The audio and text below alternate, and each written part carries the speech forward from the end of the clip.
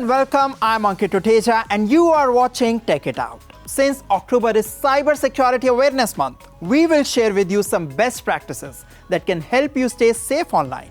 We show you a device that can help improve the life of stroke patients and find out about the latest developments in the world of robotics. Let's get started.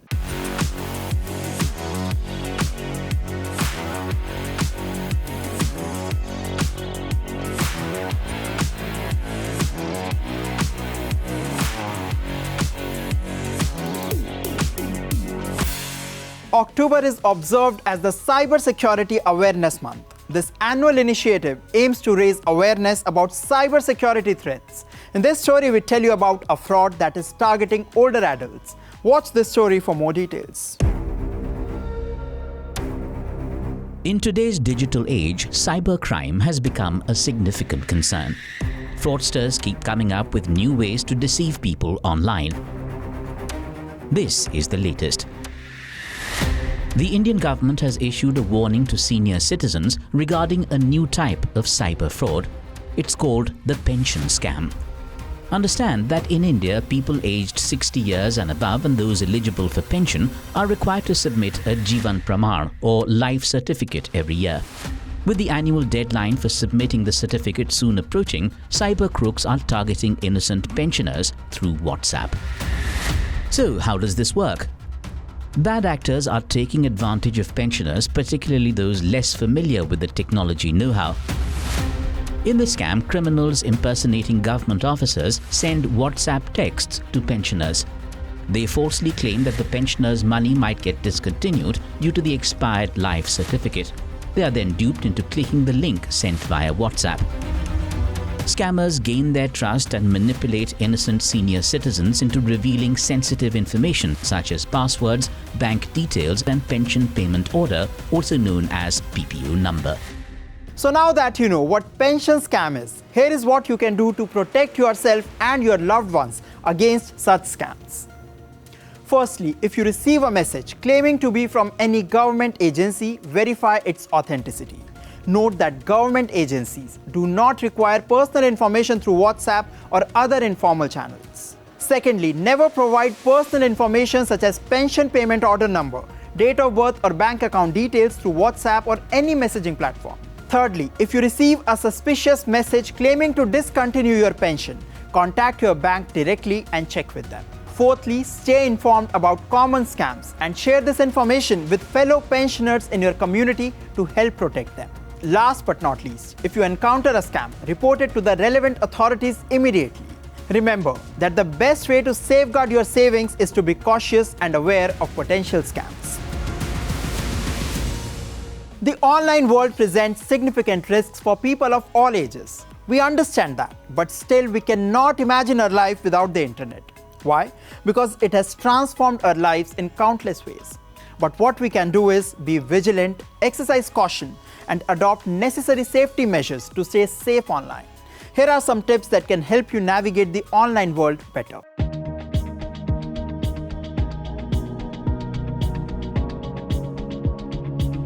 Your every account should be two-factor authenticated. Every account. If it is not two-factor authenticated, assume it is hacked. Second, that learn techniques to scan things. For example, if you are offered an e-commerce link or any such threatening link from police department or RTO that you have been penalized for some violation or passport office, you get such kind of links. Always verify this on whois.domaintools.com. Mask Aadhaar card is important. So they normally mask all the other digits and just show few so that it should not be misused. Similarly, you should understand the importance of your digital IDs. You should not share each and everything so easily, conveniently to anyone. If you have to share it on a digital form, share low resolution images. And always write something on top of it that why you are sharing it, for what purpose you are sharing it. Many of us use free charging stations to charge our phones, be it in cafes, at airports, or other public places. Unfortunately, it's not a good idea to use these freely available USB charging outlets. So we call it juice jacking technique, where normally criminals, they use a chip and that is placed behind these charging plugs, USB charging plugs. So I think you should always prefer the normal charging options, the power plug that we traditionally use. But if there is a USB socket and you have to charge, then you should look at the screen first, that after plugging it, is there any pop-up? Is there something which is happening on the screen? So with Wi-Fi, if you are connected to an open Wi-Fi system, free Wi-Fi system, they can also do the same thing. So we call it man-in-the-middle attack. If I am connected to the same Wi-Fi and you are also connected to the same Wi-Fi, I can conduct a MITM attack where I can see your traffic and I can see your passwords or whatever you are doing on internet during that time. So these are some known vulnerabilities. Because of that, I request people don't do any sensitive activity on internet if you are on public Wi-Fi, like financial transactions or any personal communication which is really private, or official communication which is really sensitive. Avoid doing it on public Wi-Fi. International transactions should be disabled when you are in your country and you are not traveling, so that at least you have reduced the risk that somebody could use it out of your country. Because if it has happened, it's very difficult to catch them. And second thing, whether you should use browser or app. Native apps are always tested on a continuous basis against these kind of threats.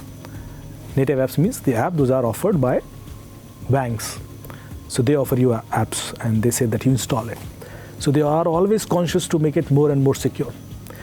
So your browsers are mostly vulnerable because you don't upgrade them to the latest version and fix their patches. And that's why it is always a risk when you are doing the same financial transactions through browsers. There's no guarantee that your browser is updated, and it may not have a plugin which is stealing your banking passwords or stealing your OTPs. Prevention is the best cure. Do not share your OTP with any unsolicited person that you are not aware of. Secondly, be very much aware about what kind of apps are installed on your phone. Thirdly, do not answer any unsolicited call that you are not aware of, particularly video calls, as it might be a cybercrime perpetrator. If you happen to fall prey to a cyber scam, make sure you take the right steps. They should call 1930 and report the cybercrime, and also report it to the nearest police station. And they should also share correct details, because a lot of time what happens is, due to lack of sharing of correct details, the investigation gets hampered. So immediately they should share the details of the account from which the amount has been debited.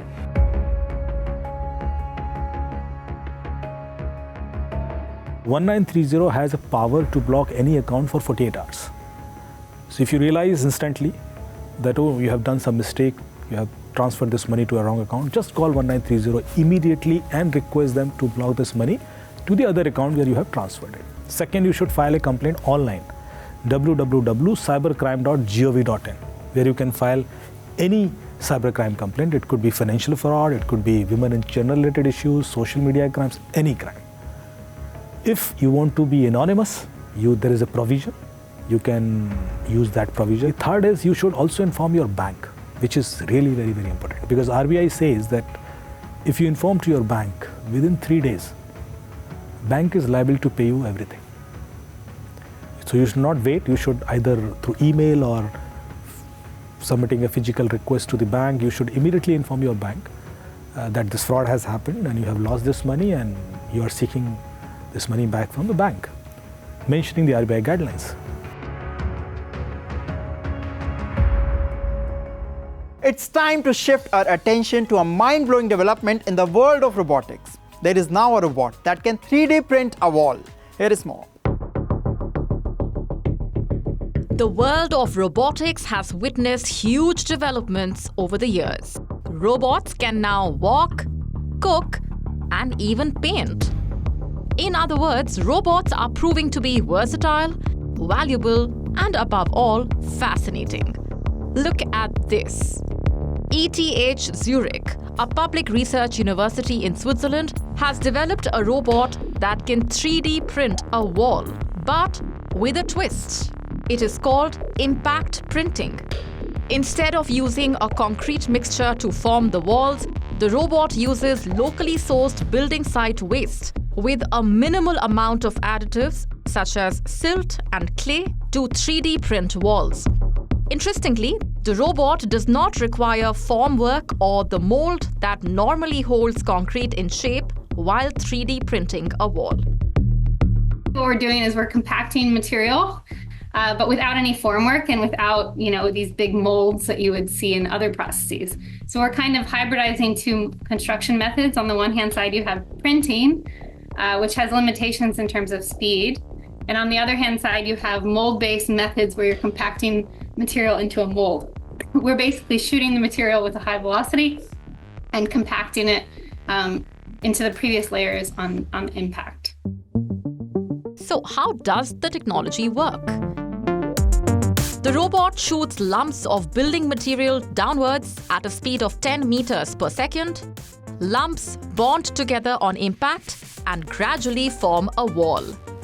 The impact printing technique not only helps save time and money, but is also good for the environment. Unlike traditional 3D printing, there is no need to wait for the previous layer to dry before the next can be applied, allowing for more efficient construction. Moreover, the process is designed to make sustainable building materials more cost competitive. But we really believe that if we have this nice balance, so you have a material very load-bearing but also workable, you can enable, processing, you can enable kind of detailing, whereas with normal 3D printing, it has this very narrow window where it immediately kind of sets, which means that you have these undulations in normal 3D printing that can't be fixed later, whereas ours has this longer window of workability. So far, the robot has been used successfully to build structures as tall as 3 meters high. This concept might seem like science fiction. The fact is that it is being actively explored. In this story, we show you an innovative device that could help rehabilitate stroke survivors. How? By helping individuals improve their motor skills and overall quality of life. Meet Lisa Vincent, a 52-year-old stroke patient. Vincent is among the first to trial a wearable prototype aimed at restoring lost movement. Developed by Newborn, a spin-out from Imperial College London, the device is being tested at a stroke support group in Chiswick in West London. It's just amazing, and I don't want to cry, but it makes you want to cry because you know you can do it. It's just positivity all the way now. For Vincent, this device has been part of her recovery for about 2 months. 4 years ago, a stroke left her left arm immobile and rigid. But now, she's starting to regain control. I thought, it's not going to work for me. I thought, why me? Why did they pick me? I'm just a stroke patient, that's how I felt. But then when I started moving, that was like birthday, Christmas, everything all rolled into one. Was the best day of my life. Best day. So how does the wearable tech function? The device detects muscle activation through electrodes and stimulates nerves to encourage movement. It helps retrain the brain to regain motor control by reinforcing the connection between brain activity and limb movement. Vincent describes the sensation as a mix of tingling and a deep massage. So let's say when you want to grasp an object, normally what is happening is that your brain is sending signal to your muscles. So this device is able to capture this data. If it's happening here, it's happening there, depending on the type of contraction that you want to do, the movement that you want to do. And then it sends that, and internally in the device, it calculates which muscle is becoming active to then trigger a stimulation within the same muscle which first will enhance the contraction, and second, it will be like a message that you will send back to the brain, and it will require the activity and the connections between the brain and the muscle, so then you regain mobility. The device has already improved Vincent's left arm, which was previously rigid, but now can bend and flex more freely. Recently, she was even able to hold her 8-month-old granddaughter for the first time. My granddaughter, she's 8 months old, and she was only allowed to sit on my lap because I couldn't hold her. And 3 weeks ago, my daughter put her on my lap and I held her with this arm because I felt in control of the wrist and I was confident enough. And I cried myself to sleep that night. It was amazing that I could do that eventually. Another participant, 62-year-old Faisal Hussain, had a severe brain hemorrhage and spent 6 months in the hospital. However, his wife Sophia was amazed to see him move his right arm again with the help of the wearable device. They basically say it's like, because of the pathways to the brain, it's like he's forgotten he has a right arm, so it's just there, not doing anything. And then just seeing that, it's like, can see he's felt something and remembered, and it's actually moved. So it is quite amazing to see. Following these initial pilot trials, New Bond plans to begin a larger trial in January 2025 at Charing Cross Hospital. This will involve 20 patients. It will help validate the device's effectiveness and start the regulatory approval process. Foxconn is making significant strides in the electric vehicle market. The company is now aiming for the US market with its new electric SUV. We get you more details in this story. Foxconn, also known as Hon High Precision Industry, is well known for making iPhones for Apple. But its latest product is a little bigger. The Taiwanese company owns Foxtron, a subsidiary that produces electric cars. It has unveiled a new variant of SUV tailored for the US market.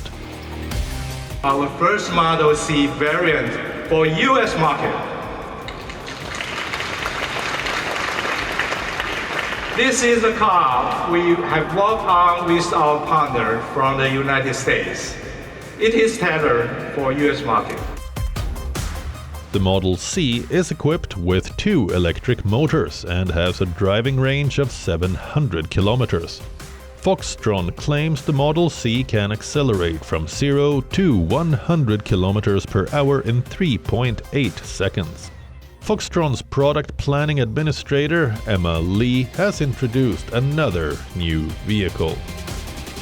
How about those narrow urban alleys, remote areas, and country roads? Smaller, more agile demands are requested. If you thought the Model T was amazing, let me introduce you to its cool cousin. Please, meet the latest member of the Foxtron e-bus family, the Model U. The electric van can be converted either into a luxury vehicle that can fit through narrow urban alleys or a camping car suitable for country roads. We have shared with you a lot of interesting stories on emerging tech trends. But there is a lot more that's happening in the world of technology across the globe. Here is a quick wrap of all the latest developments. More than a dozen US states and the District of Columbia have filed lawsuits against the popular social networking site TikTok.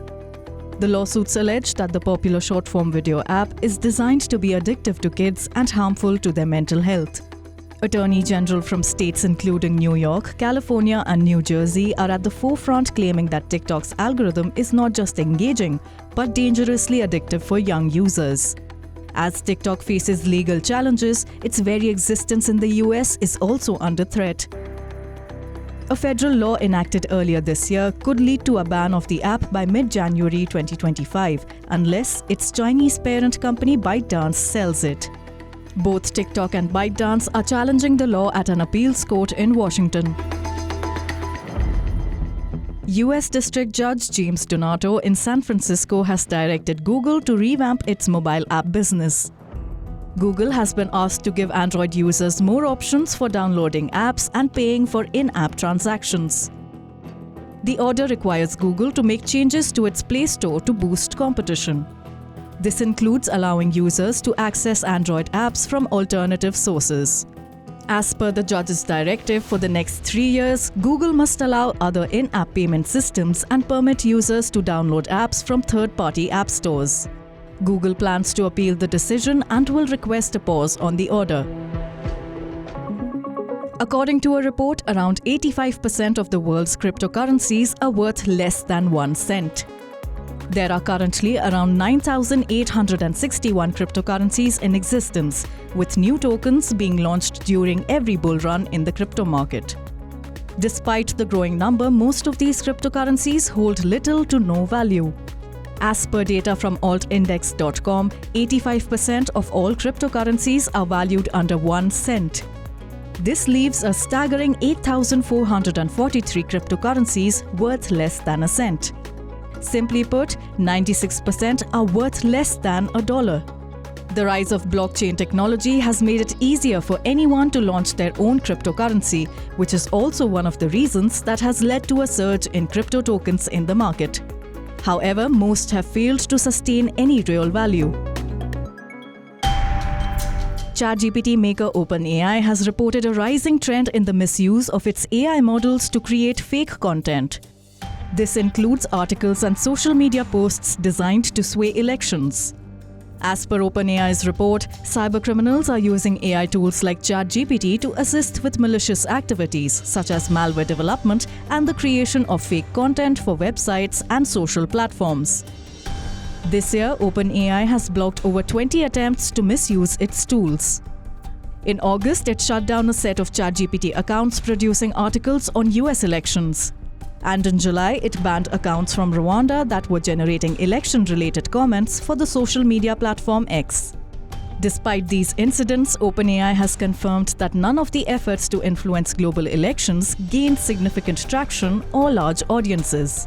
Concerns are growing around the potential for AI-generated fake content to spread during elections, particularly as the US prepares for its presidential election on November 5th.